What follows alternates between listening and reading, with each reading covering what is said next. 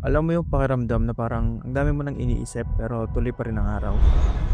Hindi naman sobrang bigat, hindi rin magaan. Trabaho, responsibilidad, mga taong umaasa sa'yo. Minsan, hindi ka naman galit sa ginagawa mo, sadyang pagod ka lang. At minsan, naisip mo, pwede bang teka lang muna? Hindi para sumuko, kundi para makahinga. Gusto kong pumunta sa lugar kung saan malayo sa ingay. Malayo sa polusyon, yung pwedeng huminga sandali. May listahan ako ng mga pwede kong puntahan. Nasugbo Beach, Mount Batulaw, at Cabiang Tunnel. Kaso, sa dami ng tao sa dalawang lugar sa listahan ko, mukhang wala na akong choice kundi pumunta sa lugar na to.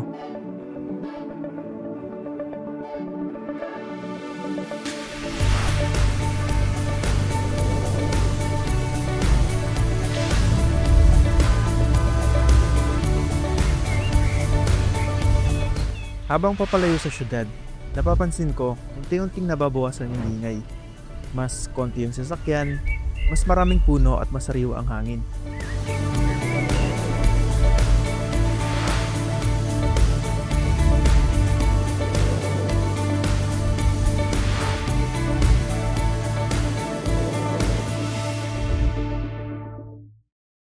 Hanggang sa makarating na ako sa isang lugar na matagal ko nang naririnig pero ngayon ko lang mapupuntahan.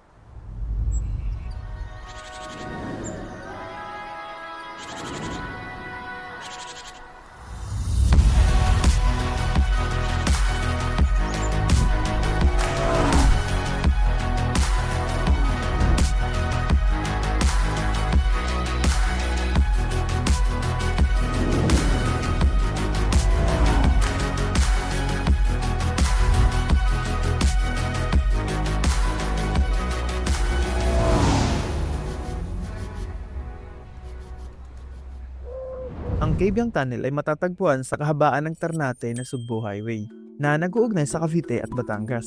Binuksan ito noong 2013 bilang bahagi ng proyekto para mapadali ang biyahe sa pagitan ng dalawang probinsya. May habang humigit kumulang 300 meters at minsan na rin itong kinilala bilang isa sa pinakamahabang road tunnel sa Pilipinas. Pero higit sa sukat at haba nito, naging paborito itong puntahan ng mga rider, siklista at mga gustong mag-road trip, lalo na tuwing weekend. Pero curious ako, bakit nga ba sila nandito? Okay.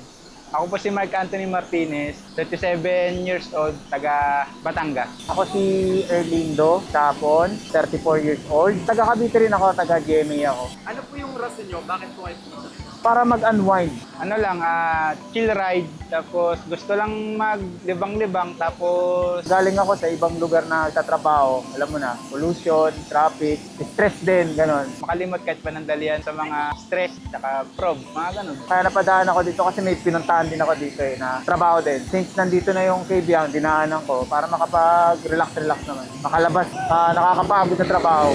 Pangilan nyo na po beses pumunta rito? Siguro pangatlo na to. Bali pangalawa pa lang. Unang-una yung bago pa lang yung motor ko, 2020, pandemic. So, sinama ako ng mga kaibigan ko, mga taga GMA lang din. Bali, tanong ko na lang din po may particular reason po ba kung bakit kayo pabalik-balik? Siguro, maganda yung ambience, tapos nakakabusog sa mata yung tanawin habang nagra-rides kayo. Oo, kasi yung una kong punta rito, dito pa ako naka-base sa Cavite. Netong last 5 years, nag-base na ako sa Laguna, so hindi ako masyado nakakapunta dito sa Cavite.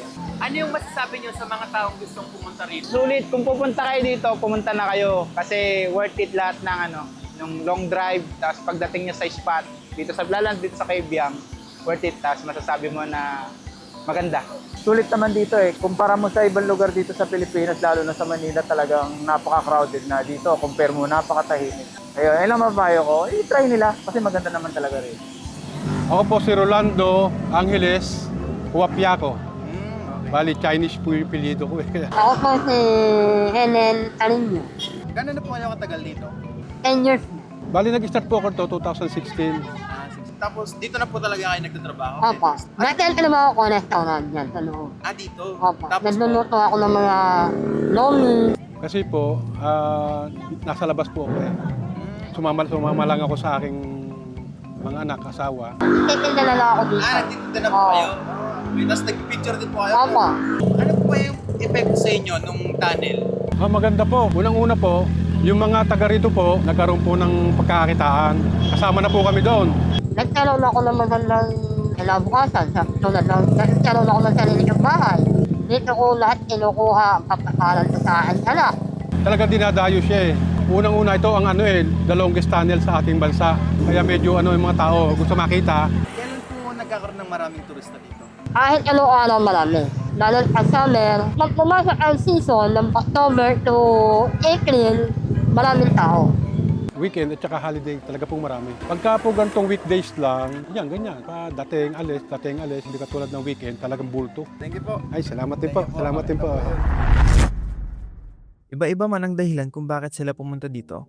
Para sa iba, pahinga. Para sa iba, adventure. Para naman sa mga lokal, pagbabago. Pero napansin ko, lahat kami ay may isang bagay na pagkakapareho. Lahat kami may gustong takasan saglit. Habang dumadaan ako sa loob ng tunnel, napaisip ako, madilim, maiksi lang, pero kailangan mong daanan para makarating sa kabila. Parang problema. Makakatakbo ka sa ingay at problema pero hindi ka makakatakas. Ngunit sabi nga nila, pahinga lang tapos laban ulit.